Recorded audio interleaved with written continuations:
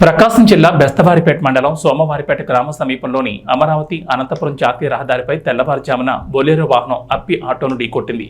ఈ ఘటనలో అప్పి auto driver అక్కడికక్కడే మృతి చెందాడు. ప్రమాదం జరిగిన సమయంలో బొలెరో వాహనం ఎదురుగా వస్తున్న అప్పి ఆటోను ఢీకొట్టింది. దీంతో 2 వాహనాలు బోల్తా పడ్డాయి. మృతి చెందిన వ్యక్తి కూరగాయల వ్యాపారం అని, అతని స్వగ్రామం చిన్న ఓబినేనిపల్లి అని గుర్తించారు. సమాచారాన్ని అందుకున్న బెస్తవారిపేట ఎస్ఐ నరసింహారావు సంఘటనా స్థలానికి చేరుకుని జరిగిన రోడ్డు ప్రమాదంపై దర్యాప్తు చేస్తున్నారు. మృతదేహాన్ని పోస్టుమార్టం నిమిత్తం ఖమ్మం ప్రభుత్వ వైద్యశాలకు తరలించారు.